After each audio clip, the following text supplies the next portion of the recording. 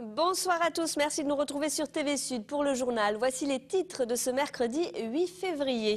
Un enfant de 4 ans est mort à Notre-Dame de Londres. Le garçonnet a péri dans l'incendie du mobil-home qu'il habitait avec sa famille ce matin. Le froid persiste sur la région. Comment les maraîchers gèrent-ils les températures glaciales? Reportage chez un cultivateur dans le Gard.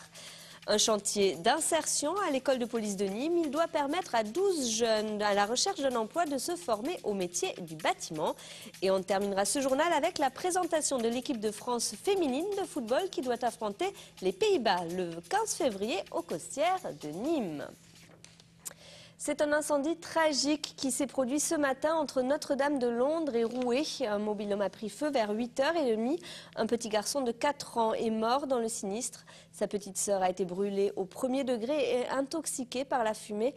Leur mère les avait laissés dans la caravane pour amener ses filles aînées au collège de Saint-Mathieu-de-Tréviers. C'est le grand-père des enfants qui vit dans la bâtisse attenante qui a découvert le sinistre. Écoutez.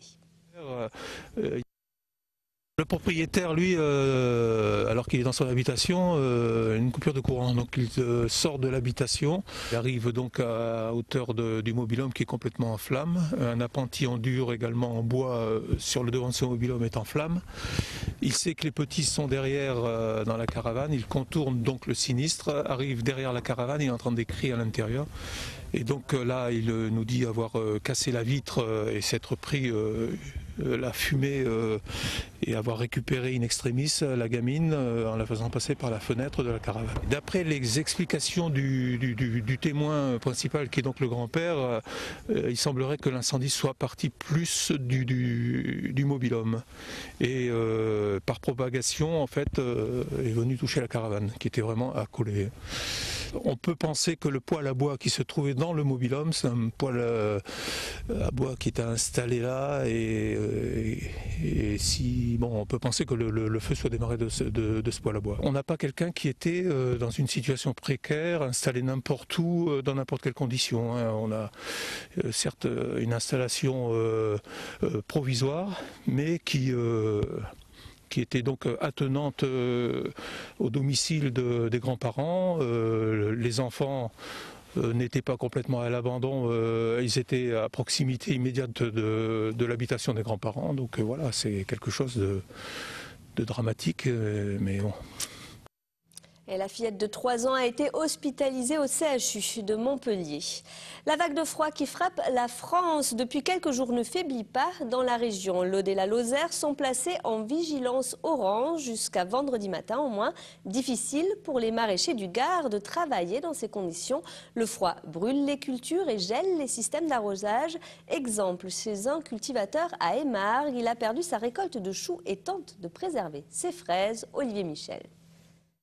Et le chou-fleur est complètement glacé. Pour nous, il est foutu, quoi. Il sera pas possible de le ramasser ni de le rentabiliser, quoi. Du côté des Margues, il a fait cette nuit moins 9 degrés. Des températures négatives qui perdurent depuis plus d'une semaine et qui ne laissent aucune chance aux légumes d'hiver.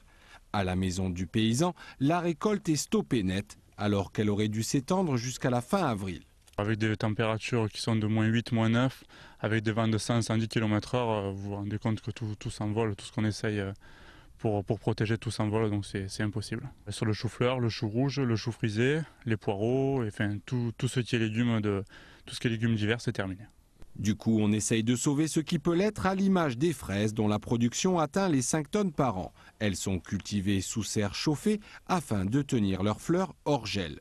Cette nuit, il faisait moins 9 dehors, on a réussi à avoir 1 degré dans les tunnels qui sont là-dessous. Mais avec des journées comme aujourd'hui, sans soleil, on ne sait pas comment la nuit va se passer. Donc on a mis en place des chauffages qu'on branche à partir de 2-3 heures de l'après-midi et qu'on laisse tourner jusqu'à 7-8 heures le matin pour essayer de tenir les fraises en dessus de zéro.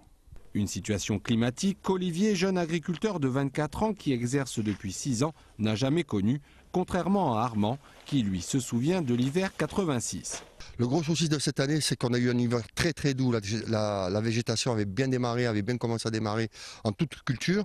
Et que là, on est tombé malheureusement début février où on a eu des températures à peu près équivalentes à 86 qui mettent tout en péril, quoi. À 1 mois d'écart, c'est énorme pour une culture et je pense qu'on perdra beaucoup plus surtout pour les maraîchers qu'en 86. L'an prochain, les deux agriculteurs envisagent d'investir dans d'autres serres, mais pour l'heure, ils voient du plus mauvais œil la vague de froid se poursuivre avec une nouvelle chute des températures prévue pour samedi. Philippe Poutou était en meeting à Montpellier hier soir. Le candidat du NPA à l'élection présidentielle a rencontré environ 200 militants et sympathisants. L'ouvrier automobile veut défendre une voie anticapitaliste. Parmi ses chevaux de bataille, l'interdiction du licenciement ou encore la mise sous contrôle des banques. Le candidat, qui est encore à la recherche d'une centaine de parrainages, fustige les partis établis de droite comme de gauche. Écoutez. La solution de rechange qui s'appelle Hollande et le Parti Socialiste.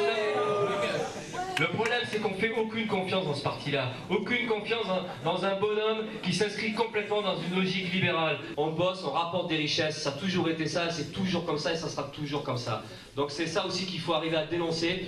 Et c'est une des choses que dans la campagne étoile, on essaiera de porter justement cette révolte contre un système qui tue les gens, qui broie les gens, contre cette logique capitaliste qui fait qu'aujourd'hui le pognon est ramassé par les plus riches. Et ce soir, c'est le candidat du Front de gauche, Jean-Luc Mélenchon, qui est en meeting à Montpellier. 5000 personnes sont attendues au parc des expositions. Dans le Gard, pour la deuxième année consécutive, un chantier d'insertion est porté par l'État. Pendant un an, une douzaine de jeunes vont réhabiliter les bâtiments de l'école de police de Nîmes. L'occasion pour ces demandeurs d'emploi d'apprendre un métier, voire de reprendre le contact avec le monde du travail. Franck Chassagnon. On pousse. Non, tu vois, ça veut dire le contraire. Ah, tu es presque encore un peu. Là, c'est pas mal. Depuis quelques semaines, Alain transmet son savoir-faire. La mission du jour, mettre en place une isolation thermique dans un bâtiment de l'école de police de Nîmes.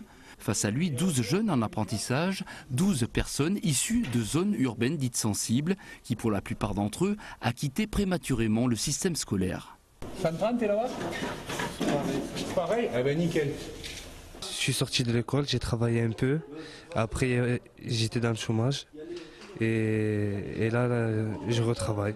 C'est super physique, difficile, les premiers jours, les courbatures et tout ça, je ne vous raconte pas. Mais après, je trouve ça sympa en fait, le cadre, l'école de police, les garçons ils sont super gentils. C'est super sympa. Travailler en groupe, c'est un truc que j'ai toujours aimé faire. Et aujourd'hui, je me trouve avec ce groupe-là de chantier insertion. Et moi, ça me fait plaisir. Ça change de l'ordinaire, de rester à la maison, à rien faire. Au moins, on est là, on sait pourquoi on est là.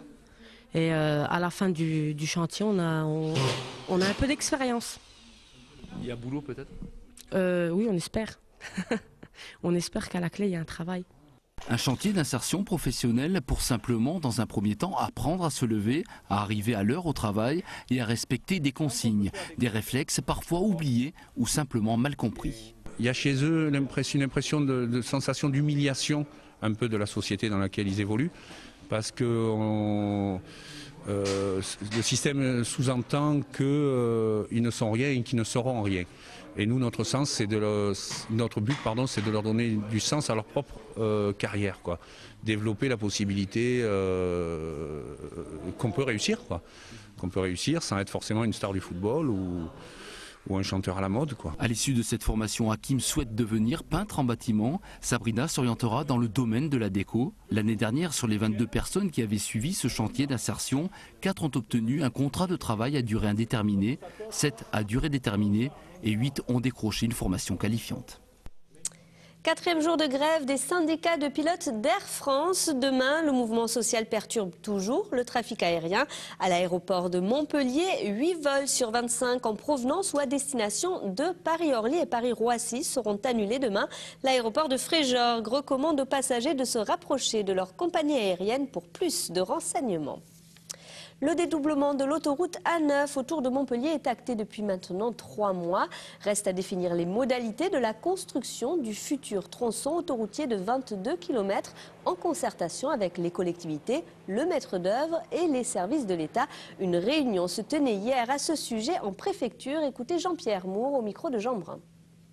Nous avions une réunion importante dans les locaux de la préfecture sur la la préparation ultime, je dirais, des caractéristiques du déplacement de la Neuve. Au point de vue confirmation de l'engagement d'ASF, il se situera à hauteur de travaux de 820 millions d'euros. Ça correspond à ce que j'avais annoncé au moment de la période de concertation, de coordination. Et nous avons examiné donc les modalités un peu de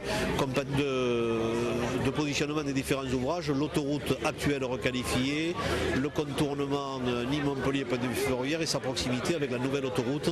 Ceci devant être appelé à une signature de l'ensemble des partenaires fin février, début mars.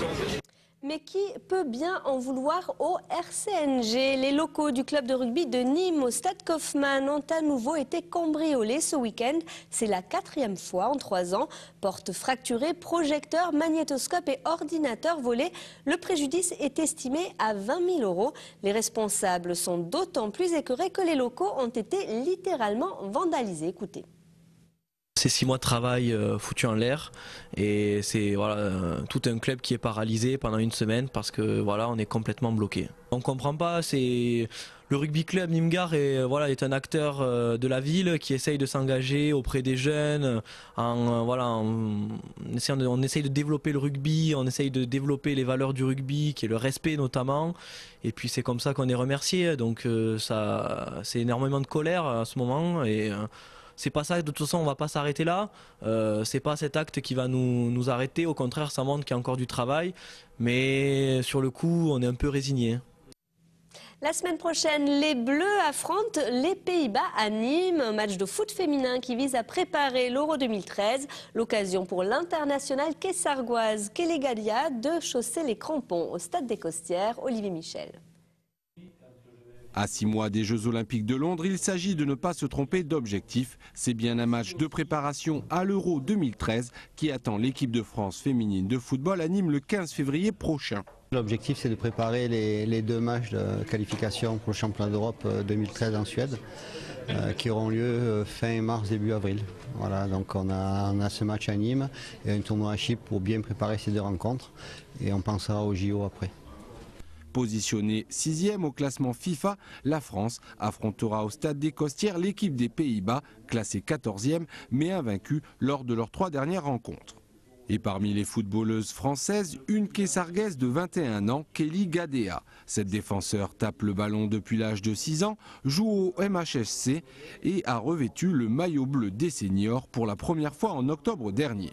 Ma première sélection, quand je suis rentrée sur le terrain, j'avais des frissons, mes yeux ils pétillaient, il y avait du monde.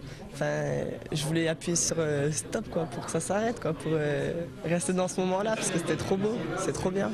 Mercredi, c'est la pelouse du stade des Costières que Kelly foulera, non sans émotion. Ça fait peut-être 10-12 ans, j'étais allée voir les filles, les féminines de l'équipe de France, et je me serais jamais douté que 12 ans après, ça sera moi sur le terrain, Donc ça me fait vraiment quelque chose.